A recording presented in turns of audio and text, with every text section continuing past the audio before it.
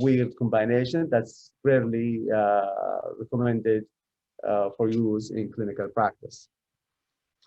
Now, for the nicotinamides, it's a class of antibiotics which include only the clinical, though there's a tens of nicotinamides, but those are used clinically are only two. We have the lincomycin and clindamycin. And clindamycin is the only formulary nicotinamide available in Saudi Arabia. They share the same spectrum of activity. However, the lincosamide, we know it as the natural lincosamide. So both of them, they were extracted from the streptomyces. And you know that many of from our view of the different classes of antimicrobials, you observe that many of them are extracted from the streptomyces. Now, for the clindamycin, it's not the fully natural, though the nucleus of the clindamycin is extracted from natural sources, making that as an antibiotic, but it undergo modification, so it's semi-synthetic antimicrobial, and that's the important difference between clindamycin and lincomycin. Now, again, similar to many protein inhibitor synthesis inhibitor, the nicotinamides are bacteriostatic. So anyone could recall which class of antimicrobials exert a bactericidal activity, though they are from the protein synthesis inhibitor?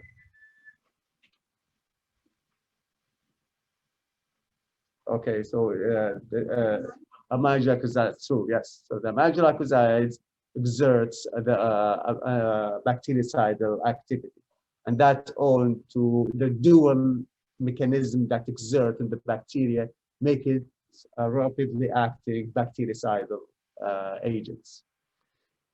Now, the lincosamides, they exert their effect on the protein synthesis, which is the 50 subunit, and they inhibit the bacterial peptide transferase reaction on the ribosome 50S. So from your knowledge about the peptide transferase reaction, what you suspect the activity of the lincosamides? Depend on what you see or reviewed in the previous lectures. Are they targeting the initiation process? So the lincosamides, yes, definitely they inhibit the bacterial growth by inhibiting the elongation, because this enzyme, the peptide transferase, is responsible to ligate or adding the each amino acid to the peptide chain to these from the ribosome. So these agents, they exert antibacterial activity by inhibiting the elongation process.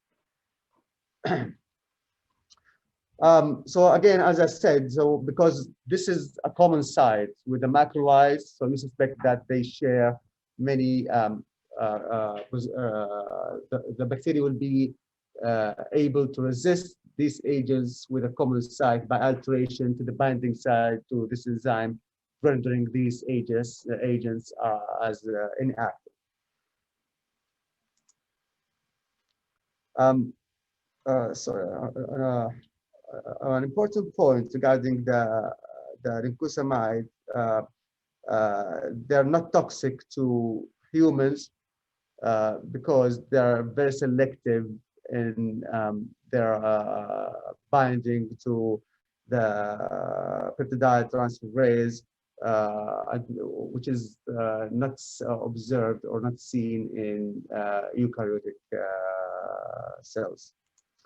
Now, as I said, clindamycin, those we have it only here in the kingdom, but continue, you're going to find clindamycin as the most commonly used antibacterial agent from this group around the world. It's not expensive medication because it's old medication.